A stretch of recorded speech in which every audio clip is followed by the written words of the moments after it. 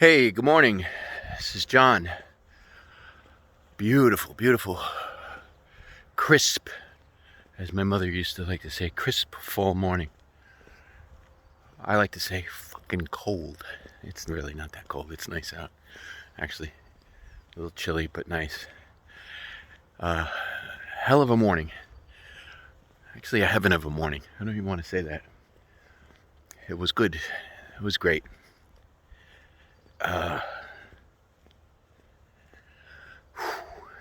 Today is the 14th anniversary of my dad passing.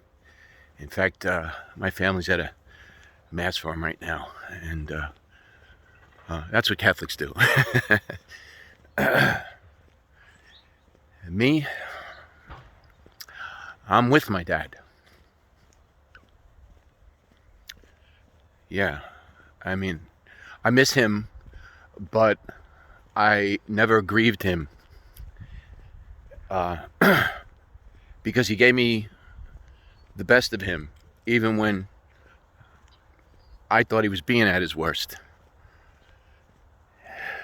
He showed me what it was like, what I needed to do to grow up, to be a man, to correct my mistakes. He taught me that it's not a mistake till it can't be fixed. He taught me it's never wrong to do the right thing. He taught me never to start a fight and never back down from one. He taught me what it meant to commit to and honor a woman, my mom.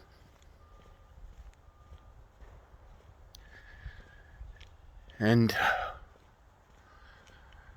taught me how to be a man. A man. An American man. Taught me how to be a man. I got laid over once in a airport in Denver. Huge snowstorm. 5 or 8 hour layover, and there was a young couple. A couple transiting through Colorado. I think it was Colorado International, Denver International, and they had a 32-year-old daughter with Down syndrome, and they were going to visit. They were going to a funeral, and I said, "Oh, somebody passed." They said, "Yeah, our father, her grandfather." And I just, out of a knee-jerk reaction, I turned to this 32-year-old woman who had Down syndrome, and I said what most people knee-jerk reaction do: "I'm very sorry." She looked at me with the most focused eyes I've ever seen in my life, and she said, "That's okay. Pop lives in here."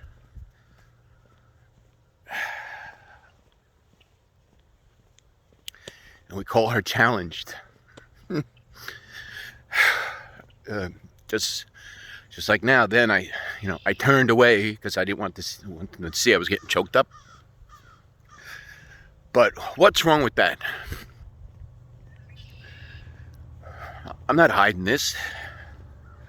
Sometimes this is what love looks like. As much as I miss him, as much as I miss those people that have passed, I've gotten used to the fact that when I feel like this is nothing to hide. It's nothing to be ashamed of.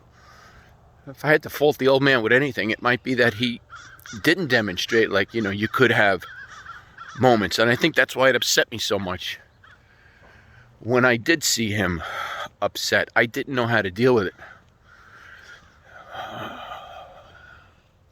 I remember when he found out that my drinking had passed the tipping point and I was now drinking to excess and, flat out alcoholic. And he came to me, and I never saw him look so defeated in my life. And he said, "Was it something I did?" Nope. Wasn't something I did, but Dad, wherever you are, I hope you know that my healing from that and many other things is certainly something you can take some credit for, because you showed me how to be a man, an American man.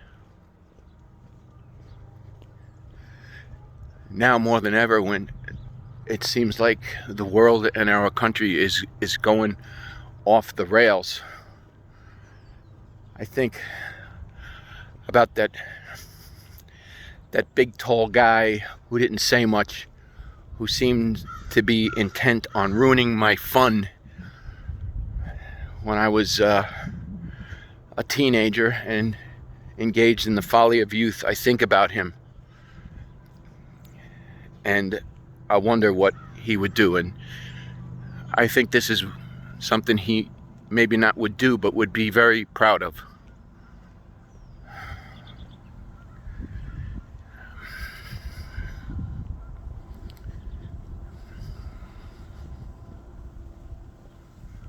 When he was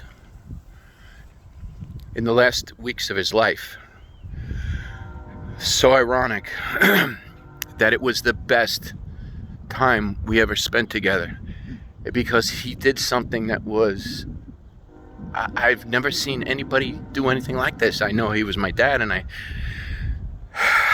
have such profound respect for him, but he did something that was transcendent. I never saw any human do what he did. He was in the hospital, and his whole life he took the role of parent, of protector, caregiver, provider, leader, guider, all of the above. He did it to the best of his ability.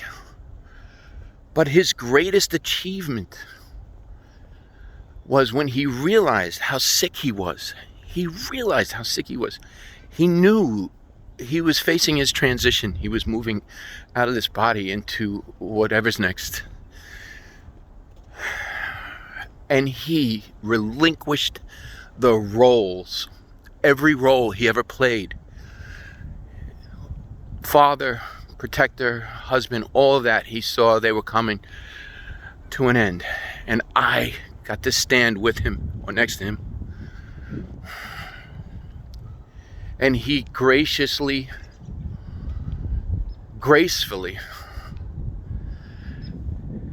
handed it over in an instant.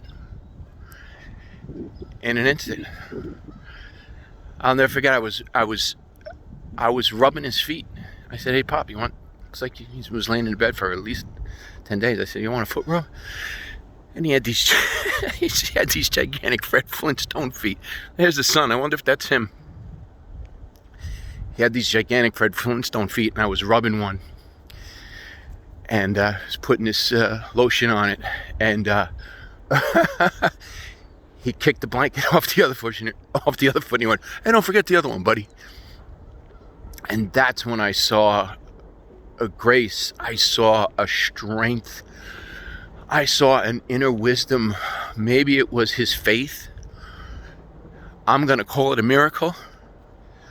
But I never saw anybody go so peacefully into that dark night. And I don't believe it is a dark night. In fact, I know it's not. Some of you, I don't know what your beliefs are on, end of life, the body. I don't care. He's with me. He's here now. I am him. He showed me the way. I may have taken it a little further than he would have gone. But regardless, he gave me the basics. He gave me the basics. Everything I have, I owe in great part, maybe completely, to him and my mom. She was the yang to his, he was the yang to her yin. Hope I didn't screw that up. But rest in peace is a prayer for the living. It's not for those who have passed on, because they're in peace. So he gave me the ability to rest in peace. And today, day marking your transition from this plane, Pop, I love you because you showed me how to let go of it all with dignity and grace.